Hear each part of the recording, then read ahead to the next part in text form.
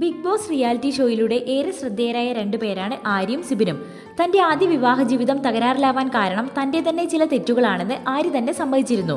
പിന്നീട് ഒരു റിലേഷൻഷിപ്പിലായിരുന്നെങ്കിലും ബിഗ് ബോസിൽ പോയ സമയത്ത് തന്റെ കൂട്ടുകാരിയും അയാളും തമ്മിലുള്ള റിലേഷൻ അറിഞ്ഞതോടുകൂടി ആ ബന്ധവും ആര്യ വേണ്ടെന്ന് വെച്ചു.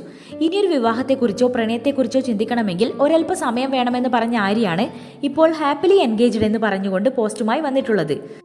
ബിഗ് ബോസിലൂടെ തന്നെ മലയാളികൾക്ക് ഏറെ പ്രിയങ്കരനായി മാറിയ സിബിനാണ് ആര്യയെ വിവാഹം ചെയ്യാൻ പോകുന്നത്.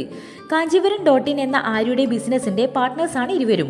ആര്യയുടെ ബിസിനസ് പാർട്ണറും പർച്ചേസിംഗ് മാനേജർ കൂടിയായ സിബിൻ സ്റ്റാർട്ട് മ്യൂസിക് എന്ന ഷോയിലൂടെ ആര്യക്കൊപ്പം DJ ആയി ജോലിയും ചെയ്തിട്ടുണ്ട്. ഈ സൗഹൃദമാണ് ഇരുവരെയും പ്രണയത്തിലേക്കും പിന്നീട് വിവാഹത്തിലേക്കും എത്തിച്ചിരിക്കുന്നത്. സിബിന്റെ ആദ്യ വിവാഹത്തിൽ ഒരു കുഞ്ഞുണ്ട്, എന്നാൽ ഇപ്പോൾ ഡിവോഴ്സ്ഡ് ആണ്.